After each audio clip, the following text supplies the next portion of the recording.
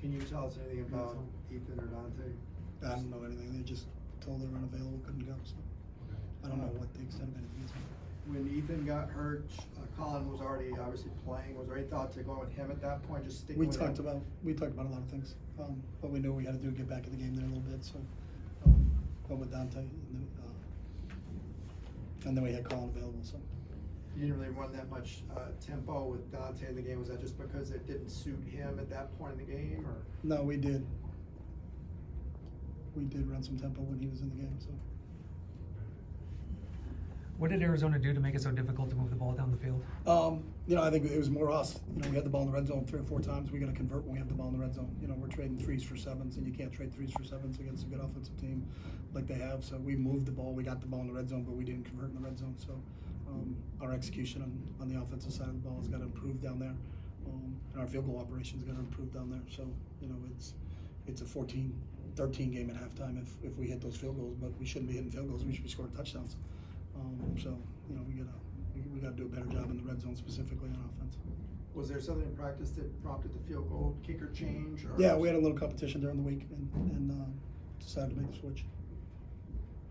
What made the Wildcats so effective on third downs? That's the thing. You have to take a look at the tape, but that was the one thing. I think our defense, and we have a good defense, they did a really nice job. And there was a lot of times we got them into longs.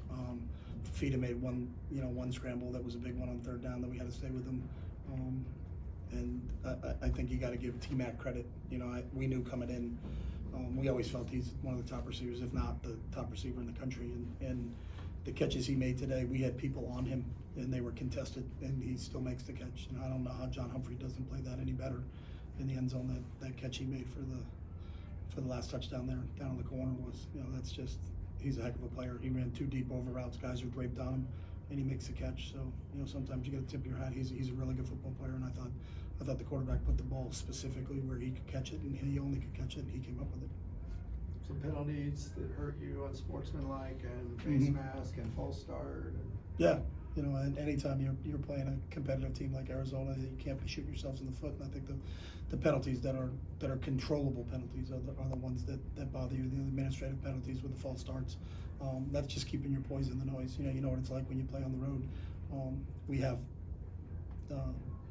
music blaring in practice where we know we're going to play road teams, but we got to be better. We're going to be better in those situations. Obviously a tough loss. What do you say to the guys after the game? Same thing, there's a process, there's a schedule for tomorrow. We're going to watch the film.